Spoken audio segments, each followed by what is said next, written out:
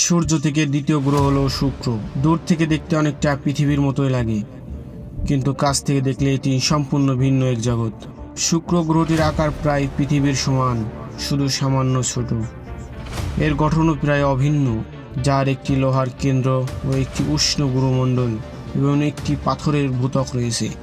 তবে শুক্র গ্রহের ভূত্বকে হাজার হাজার আগ্নেয়গিরিতে পরিপূর্ণ, যার মধ্যে রয়েছে ম্যাক্সওয়েল মাউন্টেন্স, যা প্রায় মাউন্ট এভারেস্টের সমান উঁচু একটি আগ্নেয়গিরি। শুক্র গ্রহে একটি পুরস্কারযুক্ত বায়ুমণ্ডল রয়েছে।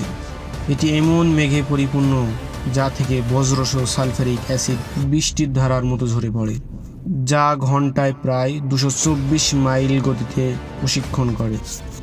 কিন্তু ক্যাটাগরি 5 হেরিকেনের চেয়ে দ্রুত বায়ুমণ্ডল এতটাই ঘন যে এটি ভূপৃষ্ঠের এমন চাপ সৃষ্টি করে যা পৃথিবীর মহাকাশের প্রায় আধা মাইল গভীরের চাপের অনুরূপ।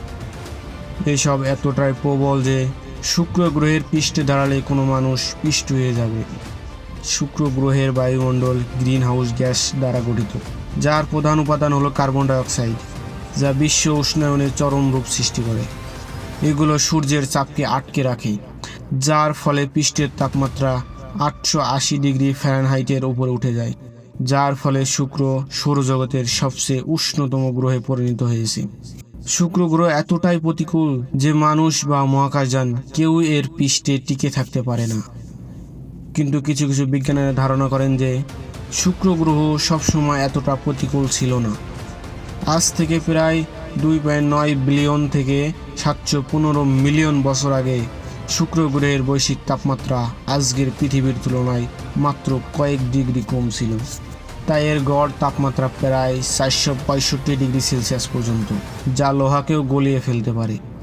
শুক্রের ব্যাস প্রায় 12,000 কিলোমিটার, পৃথিবীর প্রায় সমান আকারের। শুক্রের কোনো উপগ্রহ নেই। শুক্রের ভর পৃথিবীর ভরে প্রায় 81%। শুক্র গ্রহ তার নিজ কক্ষপথে ঘুরে আসতে সময় লাগে 243 দিন, আর সূর্যকে একবার প্রদক্ষিণ করতে সময় লাগে 225 দিন। শুক্রের এক দিন এক বছরের থেকেও বড়। সূর্য ও চাঁদের পর আকাশের সবচেয়ে উজ্জ্বল বস্তুগুলোর মধ্যে শুক্র। বিজ্ঞানীরা তথ্য দেন যে এর পৃষ্ঠে অগভীর মহাসাগর থাকতে পারে, যেখানে প্রাণের অস্তিত্ব টিকিয়ে রাখার জন্য যথেষ্ট জল বিদ্যমান ছিল। আজও শুক্র গ্রহের বায়ুমণ্ডলের প্রাণের অস্তিত্ব থাকতে পারে। শুক্র গ্রহ মেঘের প্রায় 30 মাইল উপরে, যেখানে তাপমাত্রা এই পৃষ্ঠের চাপ পৃথিবীর পৃষ্ঠের অনুরূপ। বিজ্ঞানীরা অদ্ভুত কালো রেখা লক্ষ্য করেছেন, যেগুলো অতি বেগুনি রশ্মি শোষণ করছে, যা অণুজীবের অস্তিত্বের প্রাণ হতে পারে।